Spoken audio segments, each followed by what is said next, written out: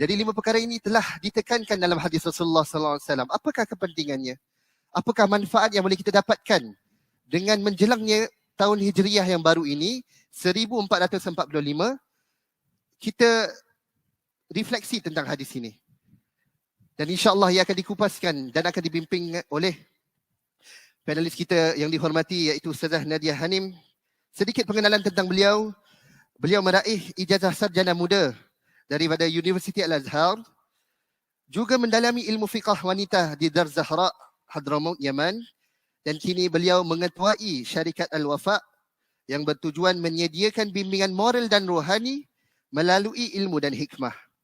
Tidak lupa juga beliau merupakan bendahari kehormat dalam jawatan kuasa eksekutif Pergas iaitu Persatuan Ulama dan Guru-Guru Agama Islam Singapura. Dan juga beliau adalah ahli bersekutu bagi jawatan kuasa fatwa. InsyaAllah saya tidak mahu mengambil masa lagi. Saya serahkan kepada Ustazah insyaAllah untuk kupaskan tentang topiknya. Falyatafaddal mashkurah. Bismillahirrahmanirrahim. Alhamdulillahirabbil alamin. Wassalatu wassalamu ala asyrafil anbiya'i wal mursalin sayyidina Muhammad wa ala alihi wa sahbihi ajma'in.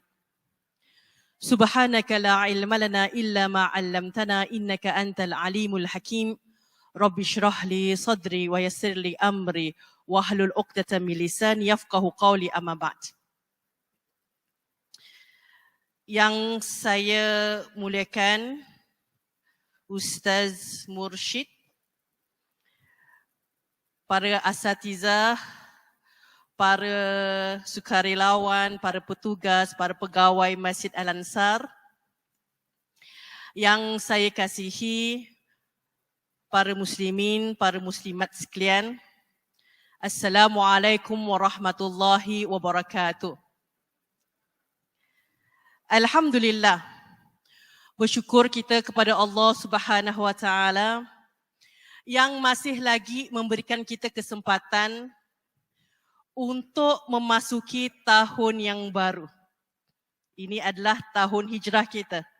Sebelum ini kita berada pada tahun apa ibu-ibu, ayah-ayah sekalian?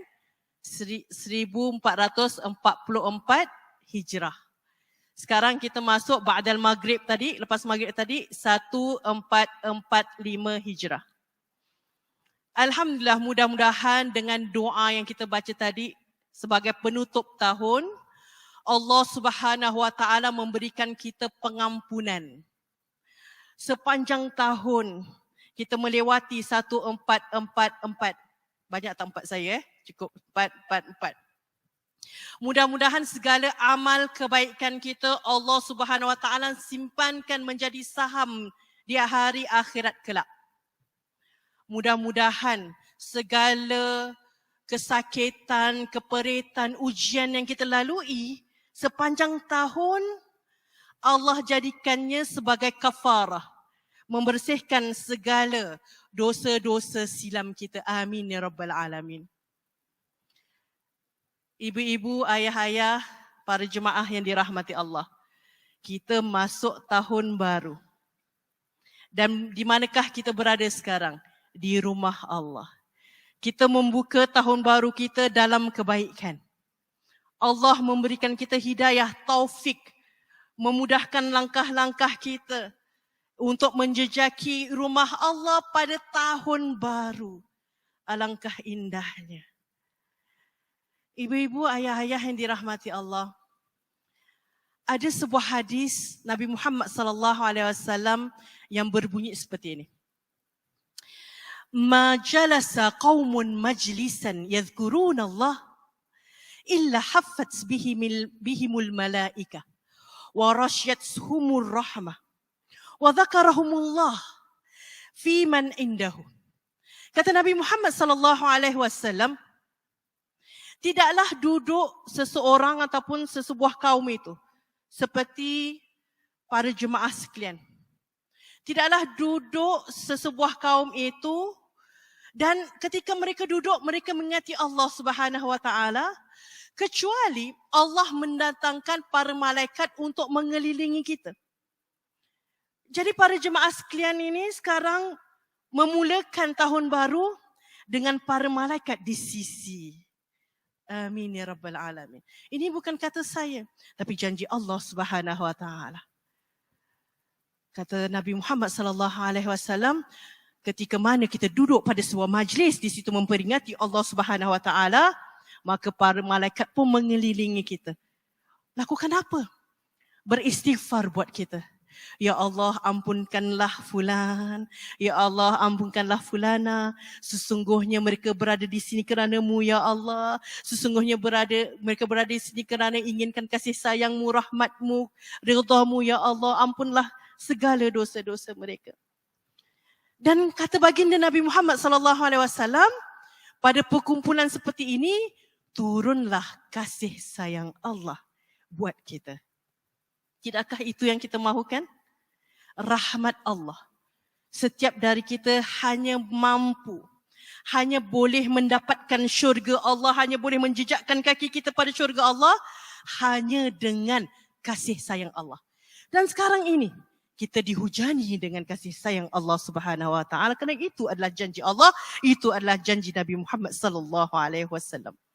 Dan bukan itu sahaja, yang tadi para malaikat mengelilingi kita beristighfar buat kita. Kemudian Allah SWT turunkan kasih sayang Allah SWT. Dan kemudian Allah mengingati kita semua. Amin ya rabbal alamin. Sebagai hamba-hamba Allah yang dekat dengan Allah SWT. Para jemaah yang dirahmati Allah, kita mulakan tahun baru kita dengan hadis Nabi Muhammad sallallahu alaihi wasallam yang menenangkan hati kita, yang memuaskan hati kita, yang membuat hati kita yang awalnya mungkin sempit, yang awalnya mungkin sedih, yang awalnya mungkin tercari-cari rahmat Allah, sekarang kita tahu akan janji Allah. Kalau kita mendengarkan tentang Allah, tentang apa yang diajarkan oleh Nabi Muhammad sallallahu alaihi wasallam, nescaya kita berada dalam dakapan Allah Subhanahu wa taala. Para jemaah yang dirahmati Allah, sebagaimana Ustaz Mursyid tadi sampaikan, hari ini tema kita berpandukan ataupun berdasarkan hadis baginda Nabi Muhammad sallallahu alaihi wasallam, yang mana hadis ini Nabi Muhammad sallallahu alaihi wasallam sampaikan kepada pakciknya, saudara, cousin, iaitu Abdullah ibnu Abbas radhiyallahu anhu. Dan sahabat Nabi Muhammad SAW ini kita panggil sahabat cilik ataupun sahabat kecil, kerana Abdullah bin Abbas radhiyallahu anhu adalah seorang sahabat yang banyak meriwayatkan hadis Nabi Muhammad SAW. Pada waktu yang sama, ketika beliau meriwayatkan hadis, beliau masih kecil. Abdullah bin Abbas, ketika Nabi Muhammad SAW wafat, Abdullah bin Abbas baru berumur 13 tahun. Jadi kalau saya membaca hadis-hadis yang diriwayatkan oleh Abdullah bin Abbas, saya suka gambarkan Abdullah bin Abbas disampaikan hadis itu kepada beliau dalam keadaan dirinya masih budak-budak kecil, masih anak-anak, masih budak kecil. Sebab itu kalau kita nak memahami cara Nabi Muhammad SAW memperlakukan anak-anak muda atau anak-anak kecil, kita baca hadis-hadis yang diriwayatkan oleh Abdullah bin Abbas. Banyak wasiat-wasiat yang diberikan oleh Nabi Muhammad SAW kepada Sayyidina Ibnu Abbas.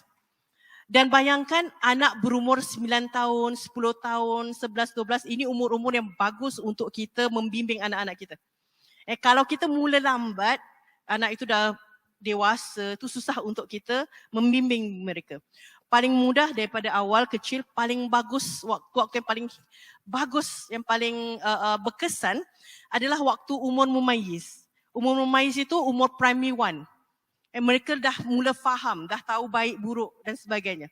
Umur 9-10 tahun itu paling best. Kita nak disiplinkan mereka. Sebab itu Rasulullah SAW kalau mengatakan tentang salat, kita mulakan dari umur 7 tahun kan. Kemudian kita dah boleh bertegas dengan mereka waktu umur mereka 10 tahun. Kerana umur yang seperti ini, waktu yang paling berkesan. Dan Sayyidina Ibnu Abbas, umurnya ketika umur gitu, 10-11 tahun. Kemudian diwasiatkan oleh ataupun dinasihatkan oleh Nabi Muhammad SAW. Nabi Muhammad SAW mengajarkan kita ketika mana kita membimbing anak-anak kita dalam keadaan yang santai, dalam keadaan yang menunjukkan contoh. Rasulullah SAW bukan mengumpulkan anak-anak muda duduk depan saya nak kasih ceramah, tidak. Rasulullah SAW akan berikan contoh. Sebagai contoh, waktu Ibnu Abbas radhiyallahu anhu sedang makan bersama Nabi Muhammad SAW, budak kecil ada dulang di depan, kemudian makan dengan Nabi Muhammad SAW, dia mulakan tangan dia merata-rata. Kemudian Rasulullah SAW dengan lembutnya mengambil tangan, dia tak tepis ke, dia tak marah, tapi dia lembut ambil tangan Ibnu Abbas radhiyallahu anhu. Kemudian Nabi Muhammad SAW dekatkan dengan makanan yang paling dekat dengan Ibnu Abbas. Kemudian berkata kepada Sayyidina Ibnu Abbas, bacalah bismillah sebelum makan dan ambil makanan yang dekat denganmu. Ini riwayat Ibnu Abbas radhiyallahu anhu menunjukkan kita bagaimana cara kita membimbing anak-anak. Dan dalam nasihat baginda sallallahu alaihi wasallam yang lain, Rasulullah SAW memberi satu nasihat seperti ini. Ihfazillah ya ghulam u'allimuka kalimat. Wahai ghulam, itu anak kecil, 10-11 tahun. Ya ghulam u'allimuka kalimat. Aku mengajarkanmu beberapa perkataan. Ini kita boleh jadikan contoh. Siapa ada anak-anak umur segini ataupun cucu-cucu umur segini, kita boleh mulakan. Nabi Muhammad SAW kata, aku akan ajarkanmu beberapa perkataan. Apakah perkataan-perkataan itu? Ihfazillah yahfazukallah. Jagalah Allah, wahai Ibnu Abbas, wahai Abdullah. Nescaya Allah akan menjagamu. Jadi kita terapkan bahawa Allah selalu bersamamu. Ihfazillah tajidhu tujahaka. Jagalah Allah, engkau akan dapati Ibnu Abbas, Allah selalu berada di hadapanmu. Jadi kita pastikan anak-anak kita ini kalau melakukan apa-apa, dia tahu bahawa Allah selalu melihatnya. Allah selalu memantaunya. Letakkan nama-nama Allah dalam jiwanya. Jadi setiap kali dia ingin melangkah melakukan sesuatu, dia akan ingat Allah. Dia akan tahu bahawa aku tidak sendiri, tapi ada Allah yang sedang memantauku. Idza sa'alaka fas'alillah. Kata Nabi Muhammad SAW, jika kamu ingin sesuatu, nak mohon sesuatu, fas'alillah. Mohonlah kepada Allah Subhanahu wa taala. Idza sta'anka fasta'in billah. Jika kamu ingin memohon pertolongan, maka mohonlah kepada Allah Subhanahu wa taala. Jadi sini kita belajar setiap segala sesuatu kita terapkan dari awal lagi buat anak-anak cucu-cucu kita. Bahawa segala sesuatu ada Allah pada setiap langkah kita, pada setiap perbuatan kita, pada setiap perkataan kita. Para jemaah yang dirahmati Allah, wasiat yang lainnya baginda Nabi Muhammad sallallahu alaihi wasallam kepada Sayyidina Ibnu Abbas radhiyallahu anhu. Ini dia yang tadi dibacakan dan didendangkan nasyid oleh Ustaz Mursyid tadi dengan indah sekali. 5 perkara sebelum 5 perkara. Ightanim khamsan qabla khamsin. Ambil peluang. Ightanim itu ambil peluang. Jangan sia-siakan. Nih, Rasulullah SAW sampaikan. Kita belajar hadis baginda Nabi Muhammad SAW.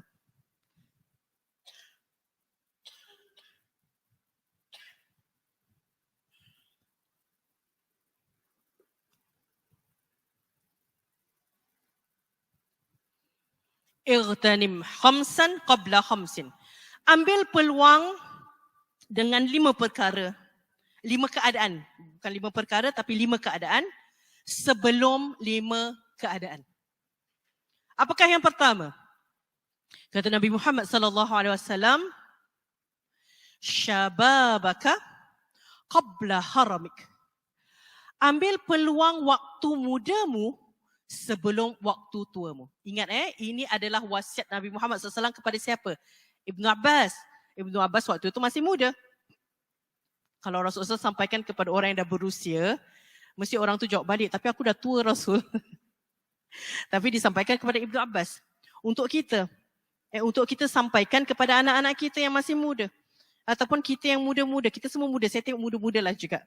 Kalau tak pun muda dalam jiwa, muda dalam hati. Kita sampaikan kepada anak-anak muda kita. Ambil peluang pada waktu muda sebelum haram, waktu tua. Itu yang pertama. Yang kedua, ambil peluang waktu sihat. Nah, ini bukan untuk muda-muda saja, untuk kita semua. Selagi hayat di kandung badan. Saya lihat para jemaah sekalian mampu untuk hadir. Alhamdulillah, maknanya mampu untuk bergerak. Alhamdulillah, mampu untuk berjalan. Walaupun mungkin perlahan-lahan sakit-sakit lutut, tak menjadi masalah.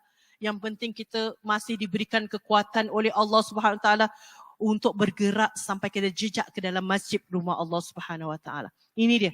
Yang kedua, ambil peluang dari kesihatan kita, dari sihatnya kita sebelum sakitnya kita. Yang ketiga, ambil peluang dari ketika kita masih beruang ataupun kaya, mempunyai harta. Sebelum kita jatuh miskin, fakir, langsung tidak ada apa-apa. Nanti saya akan terangkan satu persatu insya-Allah. Itu yang ketiga. Yang keempat, kata Nabi Muhammad SAW, ambil peluang dari waktu luangmu sebelum sibukmu. Dan yang terakhir, ambil peluang semasa hayatmu sebelum matimu. Para jemaah yang dirahmati Allah, ini adalah 5 wasiat. Kita anggap Rasulullah SAW memberikan kita wasiat supaya kita dapat ambil perhatian. Nabi Muhammad SAW sebutkan, Ightanim, ambil peluang, manfaatkan. Yang pertama adalah waktu mudamu sebelum waktu tuamu. Para jemaah yang dirahmati Allah, saya perasan pada zaman kita sekarang ini, mungkin dari zaman dululah sebab saya hidup zaman sekarang, jadi saya tak tahu zaman dulu. Saya perhatikan semakin lama semakin ramai anak-anak muda yang semangat untuk mengenali Allah Subhanahu Wa Taala. Saya tengok zaman saya, mungkin zaman ibu-ibu, ayah-ayah pun sama juga. Mungkin ibu-ibu dan ayah-ayah yang dulunya, saya dulu semangat ustazah, bukan budak sekarang aja. Alhamdulillah. Dan ini yang patut kita berikan semangat, encouragement kepada mereka. Kerana di sini, agama itu bukan dipelajari ketika kita dah berumur. Agama itu bukan dimulakan, nantilah saya nak berfoya-foya dahulu. Nanti dah tua, nanti rasa-rasa nak meninggal baru saya belajarlah. Bukan seperti itu. Agama itu dimulakan dari awal lagi. Dan Allah Subhanahu Wa Taala dah siapkan tempat special buat siapa? Buat hamba-hamba Allah yang dari awal lagi masih mudanya dah terikat dengan Allah Subhanahu Wa Taala. Dari muda lagi ustazah, saya sekarang dah berumur pergi masjid. Sebenarnya dari muda saya suka. Saya suka ikut ustaz-ustaz ajar, ustaz-ustaz ceramah. Saya suka ikut ustazah Hafsah. Ni saya biasa dengar. Saya suka ikut ustaz ramai ustaz, Ustaz Abdul Rahman Al-Kaf, Habib Abdullah Rahman Al-Kaf almarhum, Syekh Abdillah Jufri almarhum. Saya biasa yang seperti itu. Dan tempat special ini ada disebutkan dalam satu hadis yang mana Rasulullah SAW sebutkan, sab'atun yazilluhumullah yaumal qiyamah fi zillihi la zill illa zilluh. Ada 7 golongan yang mana Allah siapkan golongan ini di hari akhirat kelak, di padang mahsyar yang sangat-sangat dahsyat, bahangnya, panasnya, tapi ada payungan Allah. Tapi payungan Allah ni special untuk 7 golongan saja. Saya akan fokuskan kepada salah satu dari 7 golongan, iaitu syab nasya'a fi ibadati. Iaitu anak-anak muda yang dari awal lagi hatinya itu terikat dengan beribadah kepada Allah Subhanahu Wa Taala. Anak-anak muda. Saya yang berusia ni macam mana ustazah? Jangan risau. Banyak golongan yang lain juga. Ini sebab saya fokuskan kepada hadis yang ini, anak-anak muda. Jadi ibu-ibu, ayah-ayah yang dulunya rasa saya dulu ustazah memang hati ni biasalah ke masjid. ada tempat buatmu. Amin ya rabbal alamin. Tempat special yang mana Allah akan berikan payungan. Nah, kita sampaikan kepada anak-anak kita, biasakan anak-anak kita untuk hadir majlis-majlis yang di situ ada zikrullah, yang di situ ada sebutan tentang Allah, ada penyampaian tentang ajaran baginda Nabi Muhammad sallallahu alaihi wasallam. Sebab itu saya suka masjid-masjid ada youth. Saya rasa Ansar pun ada. Kalau masih Ansar ada, saya harap siapa yang hadir di sini ataupun siapa yang sedang menonton di rumah, saya harap boleh berikan semangat ataupun encouragement untuk anak-anaknya, cucu-cucunya ikuti. Walaupun mereka tak suka awalnya, biasakan mereka, tak apa. Awal tak suka, kerana niat kita yang murni, yang tulus, yang suci, Allah pasti akan gerakkan hati anak-anak kita dari tak suka jadi suka. Saya salah seorang belia, sekarang tak belia lah. Dulu umur 15 tahun, saya ikuti youth wing di masjid, bukan Masjid Ansar, waktu itu di Masjid Al-Falah. Dari situ kita, sebab ni anak-anak muda, kita ni banyak masa luang selain belajar dan kita tak tahu nak buat apa dengan masa luang tu. Jadi kita mesti isi-isikan.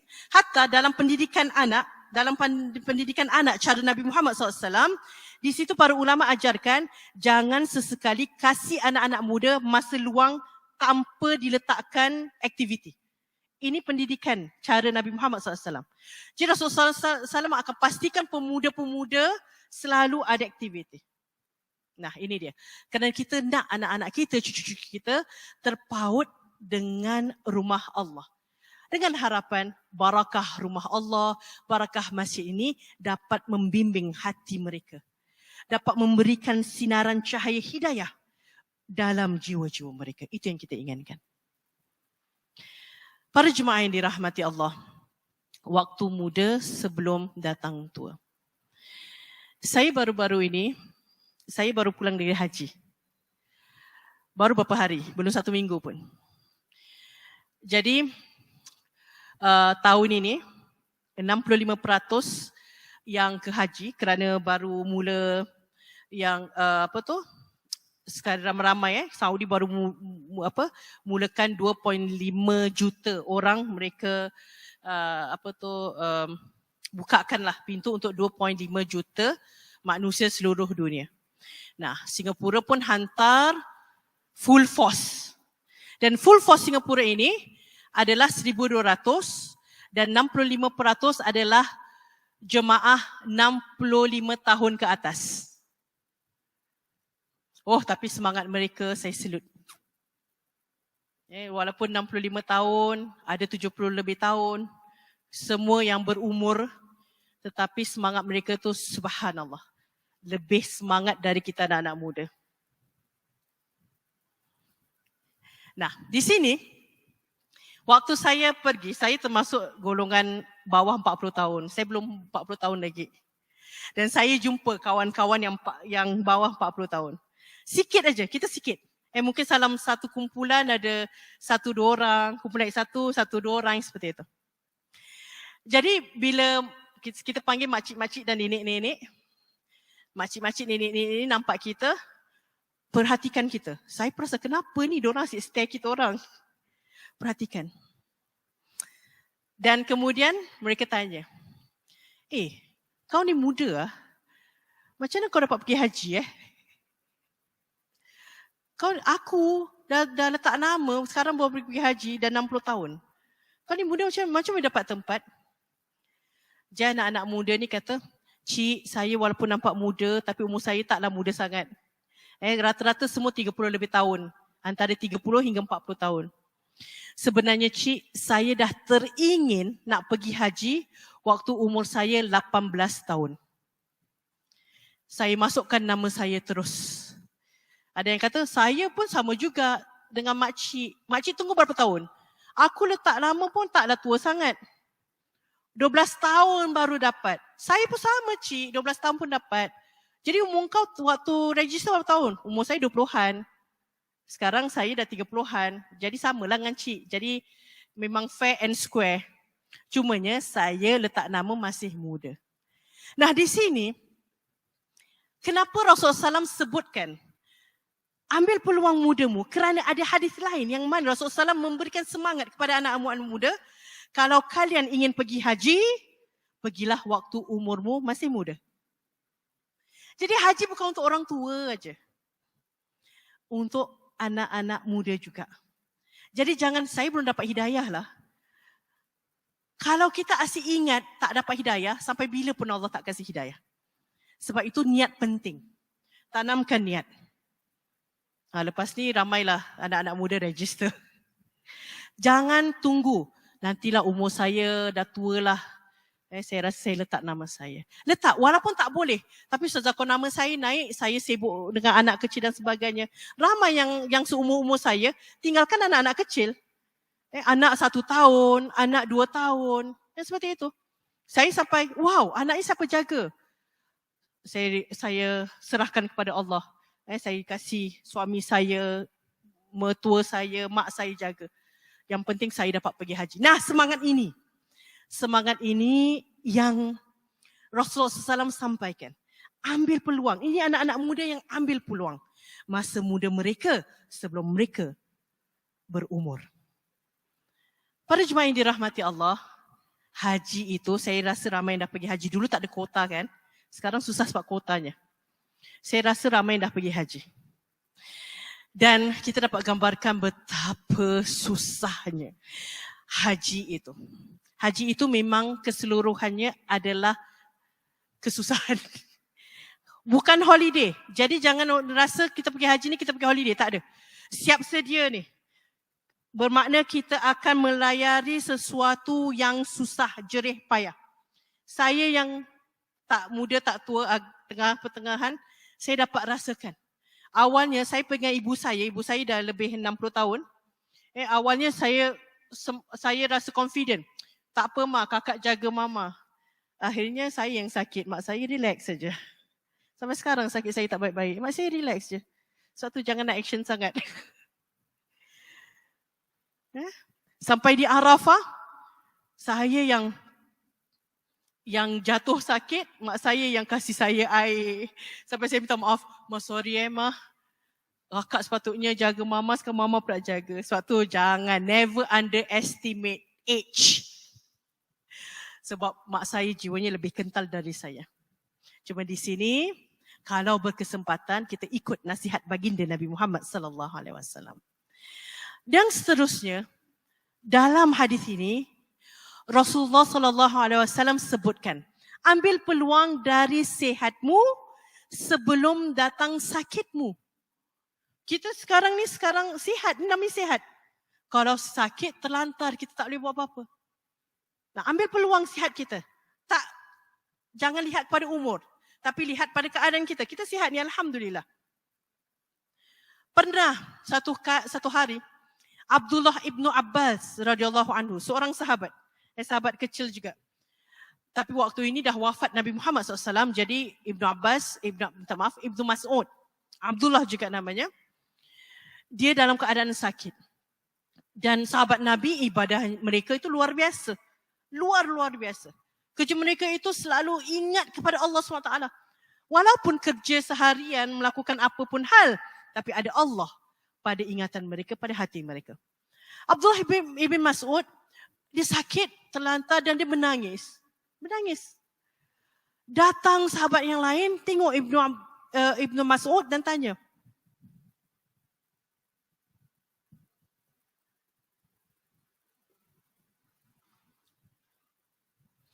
"Wahai Ibnu Mas'ud, adakah engkau nangis kerana engkau sakit?"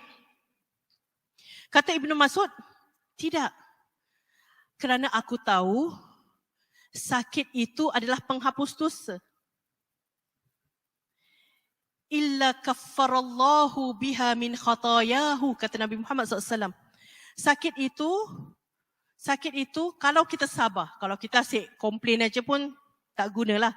Kalau kita sabar, kita sebutkan Alhamdulillah ya Allah, Alhamdulillah. Hatta kita ada ulcer pun di mulut. Ya Allah, memang ya Allah lidah ni banyak cakap perkara-perkara yang tak sepatutnya. Ini ulcer sikit aja tak apa. Kau hapuskan dosa lidahku. Kita demam. Sebab tu para ulama suka sakit demam. Kerana menurut ulama, demam itu menggugurkan dari hujung kepala sampai hujung kaki. Dosa seluruh badan. Para ulama kalau demam mereka bahagia. Alhamdulillah ya Allah, ambil dosa aku, gugurkan dosa aku, yang seperti itu. Jadi kita lihat pada pandangan yang positif. Kata Ibn Mas'ud, tak, aku tak nangis sebab aku tak nangis kerana aku sakit. Tapi aku menangis kerana aku tak dapat tunaikan ibadah-ibadah seperti mana aku masih sihat. Jadi dia mengenangkan ibadah-ibadah ketika dia masih sihat, yang dia lebih aktif dalam ibadah dari waktu dia sakit yang dia terbaring. Jadi para jemaah yang dirahmati Allah, ibu-ibu, ayah-ayah sekalian, kita ambil peluang. Kalau kita sihat, buat seberapa banyak aktiviti taat kepada Allah Subhanahu Wa Taala. Kerana begitu kita sakit, kita tidak berkesempatan lagi. Tapi para ulama menyatakan seperti ini. Saya pernah terbaca, para ulama menjelaskan kalau kita biasa buat sesuatu ibadah. Sebagai contoh, kita biasa pergi ke masjid. Suka sangat pergi masjid. Jarang-jarang kita lepas dari solat jamaah di masjid. Kemudian kita sakit, kita pun di rumah, tak ada orang nak bawa, kita pun solat saja di rumah. Tapi para ulama kata kerana kebiasaan kita yang suka pergi masjid, pahala kita walaupun solat di rumah tapi dapat pahala seperti kita solat di masjid berjemaah. Jadi kita biasakan dari kita sihat. Mudah-mudahan Allah sampaikan pahala yang sama walaupun kita masih sakit. Indah sekali. Baik sekali Allah Subhanahu Wa Taala. Ambil peluang. Waktu sihat sebelum kita sakit. Yang seterusnya, yang nombor 3, masa kaya sebelum kita fakir. Nah, para ulama menjelaskan 5 keadaan ini. Ada keadaan yang kita tak boleh ambil semula. Tak boleh ambil semula tu maksudnya tu dah lepas seperti muda. Kita tak boleh minta muda lagi. Ya Allah, saya baru tahulah hadis ni. Jadikanlah saya 20 tahun lagi. Tak boleh. Tapi ada 2 keadaan yang kita boleh reversekan. Yang pertama kalau kita sakit. Kalau kita sakit, kita mohon, ya Allah, aku sia-siakan waktu aku sihat. Engkau kembalikan kesihatan supaya aku boleh beribadat, ya Allah. Kita boleh reversekan. Mohon kepada Allah. Yang kedua adalah kaya. Kita awalnya ada duit, lokek nak bersedekah, sampai kita jatuh miskin, baru kita, ya Allah, maafkan aku, ya Allah, aku lupa nak sedekahkan. Nak jalankan harta ini kepada jalan-Mu, ya Allah. Kalau Engkau jadikan aku kaya semula, aku akan tunaikan janji. Yang seperti itu. Ini 2 keadaan. Satu yang sakit, kembali sihat. Satu lagi kau kaya, kemudian miskin. Para jemaah yang dirahmati Allah, kaya, kalau kita sedang berwang, kita rasa kita ni selesa.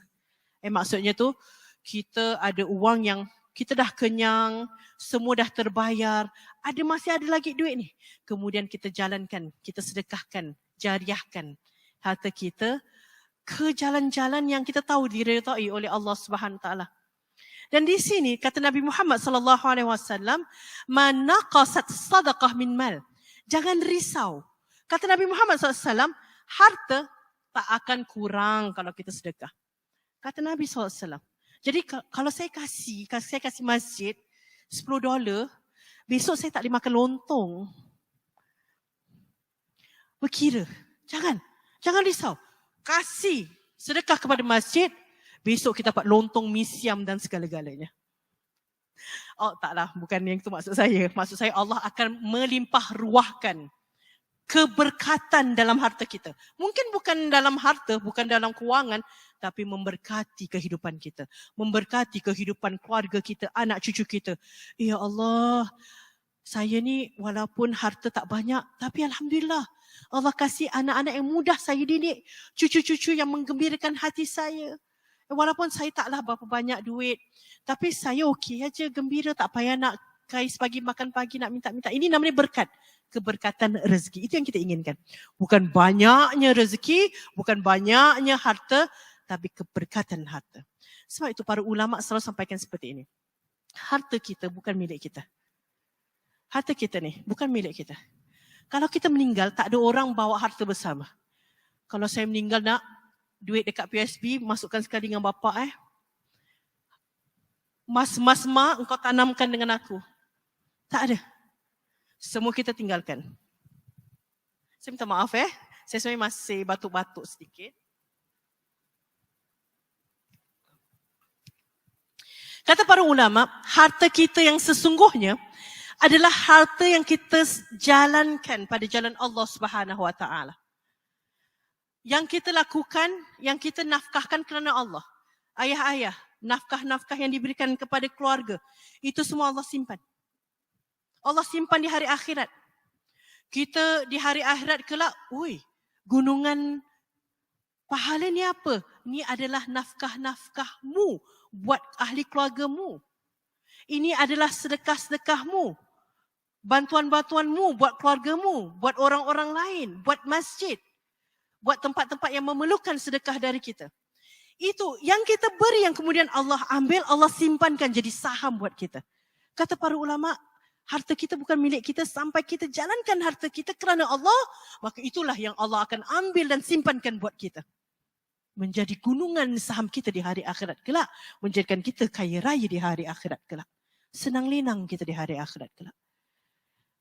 Jadi ibu-ibu, ayah-ayah yang dirahmati Allah, ketika mana kita jalankan kewangan kita, ketika kita memberikan sesuatu, maka niatkan lillahi ta'ala, kerana Allah.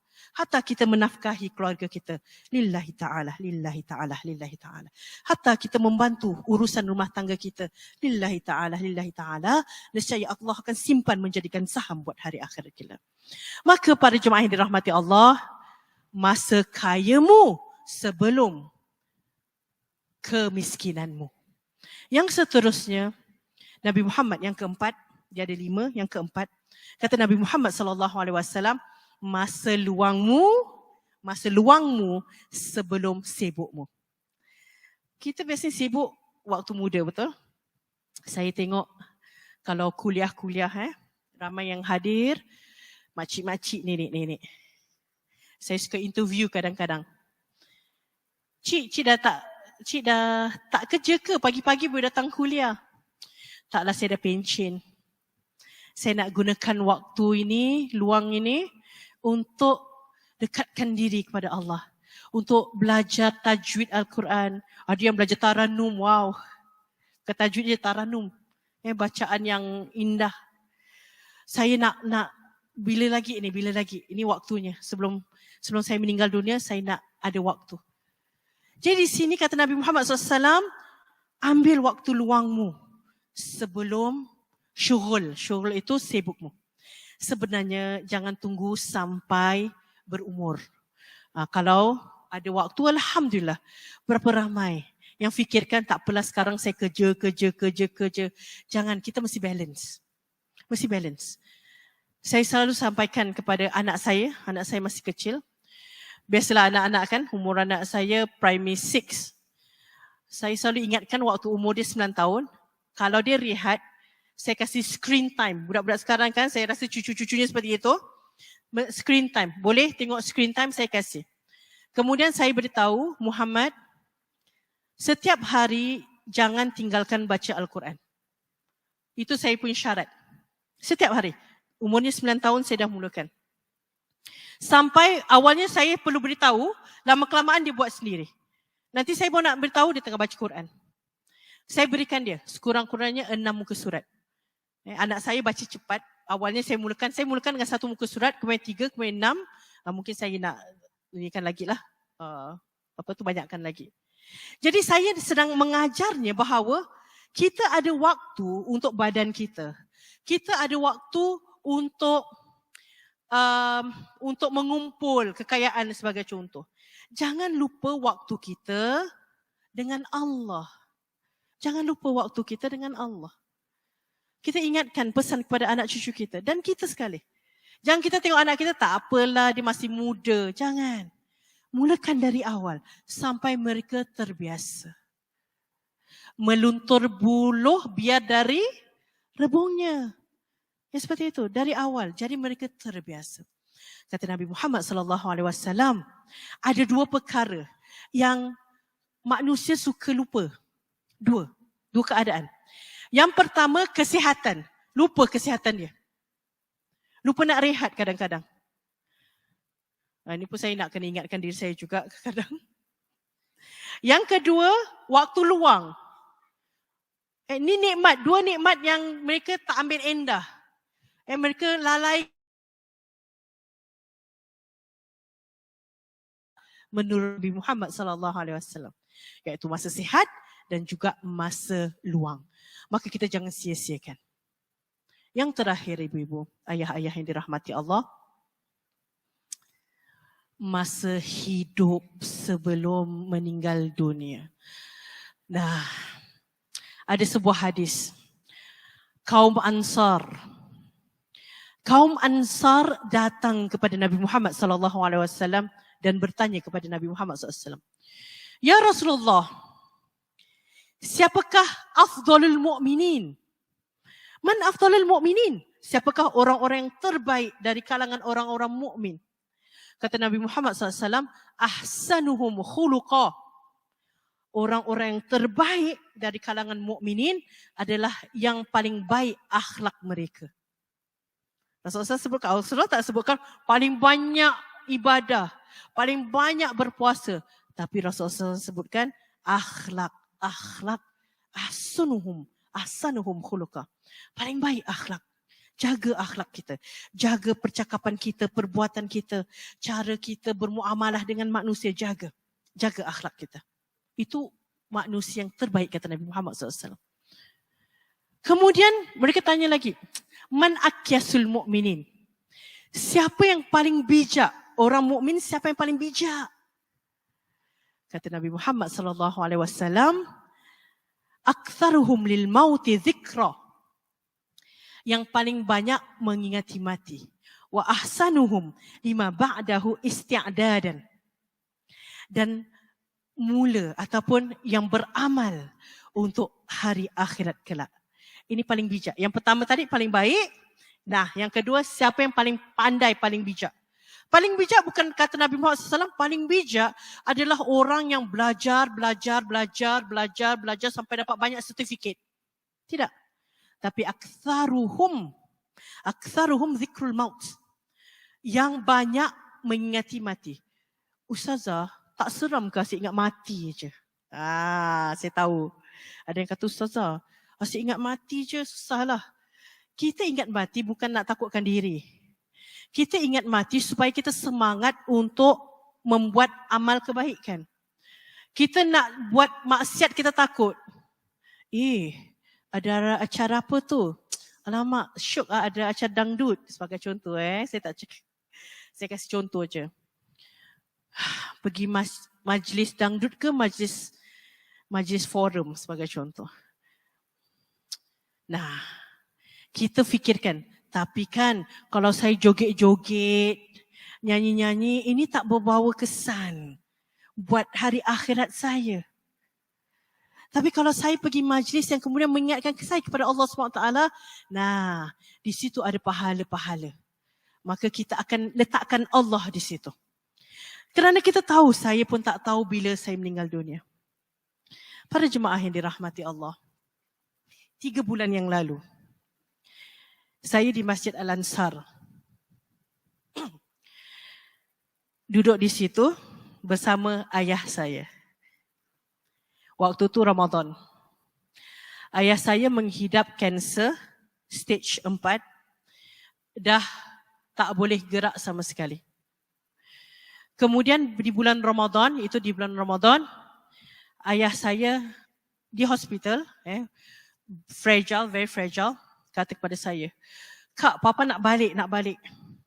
Saya kata, kita susah sikit lah Pa, sebab doktor kata kalau Papa balik, bapa saya kan tak boleh gerak kan, urusannya tu bukan mudah. Saya tanya, Papa nak balik kenapa Pak? Nak sangat-sangat balik. Padahal di sini Papa dijaga dengan baik, dengan rapi. Kata ayah saya, ini Ramadan, Papa nak pergi masjid. Papa nak jumpa ibunya, ibu nenek saya. Saya kata, Papa nak jalan-jalan. Dia tak boleh jalan kerana dia rasa helpless. Bapak saya orangnya tak pernah tak gerak. Gerak aja kerja dia. Kemudian dia rasa helpless. Saya kesian. Tapi saya tak boleh buat apa-apa. Saya pun beritahu doktor, boleh tak saya bawa keluar sekejap, doktor kasih. Saya ingat lagi bulan Ramadan, saya jumpakan dengan nenek saya, ibunya masih hidup. Bapak saya meninggal sebelum ibunya. Dia pergi, tak boleh gerak. Saya tolak dengan adik saya, tolak kursi roda, naik MRT sengaja. Kenapa? Sebab dia nak tengok pemandangan di luar. Lama sangat di hospital. Dia lihat, kemudian lihat ibunya pun sudah sakit. Kemudian dah gitu saya kata, "Pah, nak pergi masjid, kita buka di sana." Wah, bapak saya punya suka. Nak pergi masjid. Okey, saya wudukkan dia pergi. Saya tak tahu, saya belum pernah pergi Masjid Ansar dalam Ramadan waktu itu. Saya dah doa kepada Allah, ya Allah mudahkan urusan bapak saya sebab dia suka kemeriahan masjid, dia nak buka. Alhamdulillah sampai petugas sukarelawan muslimah, semoga Allah memberkati mereka semua yang banyak membantu masjid. Saya lihat mereka tergerak sana sini. Ini gunakan waktu luang mereka untuk mendapat keberkatan Allah, untuk mendapat cahaya, untuk mendapat pelukan rahmat Allah SWT. Kita disambut oleh mereka, kemudian mereka mudahkan mereka duduk di meja ini ustazah, sebab bapak saya kan tak boleh duduk di bawah. Kemudian bapak saya tak boleh makan sendiri tau. Tapi bapak saya minta untuk makan sendiri. Kita kasih, tapi kita hati-hati. Dia pun makan. Dah sedang azan, dia pun makan. Nampak kegembiraan di wajahnya. Kemudian saya kata, nak solat Pak, saya letakkan dia di luar situ, di luar pintu itu.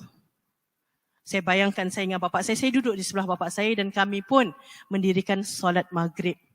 Dan seterusnya solat isyak dan seterusnya. Setelah itu pulang ke hospital. Semenjak bapak saya gembira, bapak saya suka, puas hatinya. Alhamdulillah, dan saya pun rasa puas juga dapat melakukan hal yang diinginkan bapa saya. Saya tak tahu, saya tanya doktor kata bapak saya kuat. Kuat maksudnya tu, saya rasa, Pak nanti the next time Pak, hari raya. Saya pun dah booking dah ambulance hari raya, ambil bapak saya, okey semua dah set. 21 Ramadan. Seminggu sebelum hari raya. Seminggu setelah beliau datang ke sini, beliau dipanggil Allah Subhanahu Wa Taala. Meninggal dunia. 3 bulan yang lalu.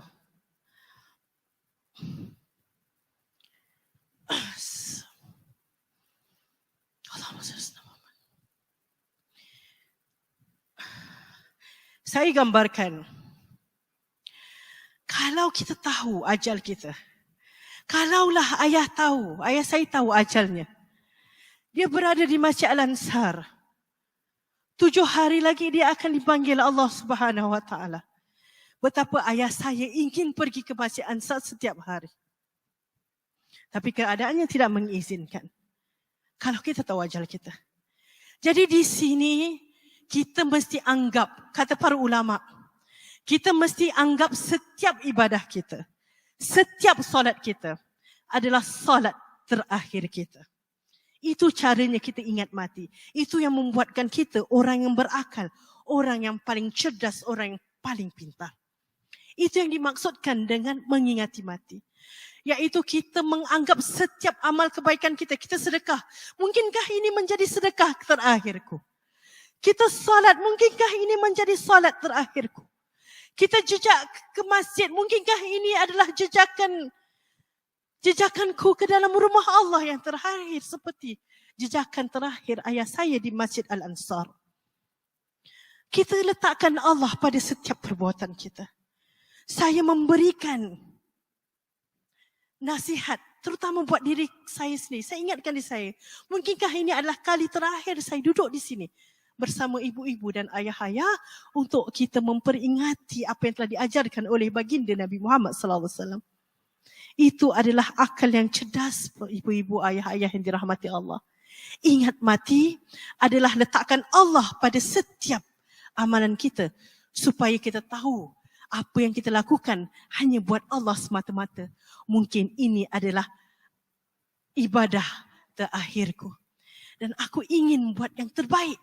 Aku ingin amalan yang terakhirku adalah amalan yang mana Allah lihat dengan penuh kasih sayang.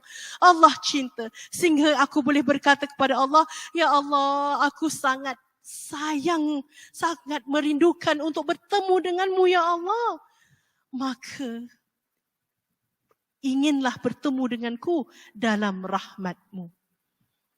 Para jemaah yang dirahmati Allah, yang kelima, ambil kesempatan, peluang selagi hayat di kandung badan sebelum ajal menjemput kita. Mudah-mudahan pada tahun yang baru ini Allah Subhanahu wa taala pun memberikan pembaharuan, memberikan kita iman, tekad takwa yang baru. Kita bertekad untuk lebih mendekatkan diri kepada Allah Subhanahu wa taala. Untuk lebih mendapatkan waktu yang berkat. Ya, betul kita ini sibuk. Tapi ingat, mesti ada waktu untuk Allah Subhanahu wa taala. Karena akhirnya kita bukan pulang kepada harta. Kita bukan pulang kepada keluarga. Kita bukan pulang kepada manusia di dunia ini. Tetapi kita pulang kepada Allah Subhanahu wa taala, maka kita adakan waktu untuk Allah Subhanahu wa taala. Mudah-mudahan tahun baru ini Allah berikan kita kebijaksanaan dalam segala taat kita kepada Allah Subhanahu wa taala. Dalam cara kita berfikir, dalam cara kita mengungkap kata-kata, dalam cara kita mendidik anak-anak kita, dalam cara kita membimbing ahli keluarga kita. Semuanya ilham dari Allah Subhanahu wa taala. Tahun baru, azam baru. Mudah-mudahan kita dapat ingat 5 perkara ini, 5 keadaan ini sebelum 5 keadaan yang akan menjemput kita. Aqulu qawli hadza wa astaghfirullahal azim li wa lakum. Mudah-mudahan Allah memberkati yang hadir. Allah memberkati kepada siapa yang menonton. Allah memberi sebaik-baik ganjaran kepada para petugas, para asatizah, para sukarelawan, para pegawai yang bertungkus lumus untuk mengadakan majlis yang mana diturunkan rahmat Allah Subhanahu wa taala. Pastikan masjid, kita dah tahu kan masjid kalau tutup macam mana. Kita makmurkanlah masjid, makmurkanlah masjid ya Allah. Berikanlah mereka kesabaran, kekuatan sehingga masjid selalu makmur dengan hamba-hamba Allah yang selalu dekat dengan Allah, yang dikasihi oleh Allah Subhanahu wa taala. Amin ya rabbal alamin. Rabbana atina fid dunya hasanah wa fil akhirati hasanah wa qina adzaban nar. Wa sallallahu ala sayyidina Muhammad wa ala ali sayyidina Muhammad. Walhamdulillah Rabbil Alamin. Terima kasih semuanya. Saya mohon maaf kalau ada penyampaian saya kurang baik. Assalamualaikum warahmatullahi wabarakatuh. Waalaikumsalam warahmatullahi wabarakatuh. Kita ucapkan jutaan terima kasih kepada Ustazah Nadia Hanim kerana telah memberikan kita mutiara-mutiara yang tidak boleh kita dapat melainkan dengan guru yang sebenar-benar bertakwa dan mutqin pada ilmu ini. InsyaAllah apa yang dapat kita pelajari, ada yang antara yang dikatakan bahawa bukannya banyak harta yang kita inginkan, tetapi barakahnya hartanya itu. Antara 2 nikmat yang sering dilupakan manusia adalah kelapangan dan kesihatan. Dan yang dikatakan sebaik-baik mukmin adalah pada akhlaknya. Dan sepintar-pintar orang adalah mereka yang mengingati mati.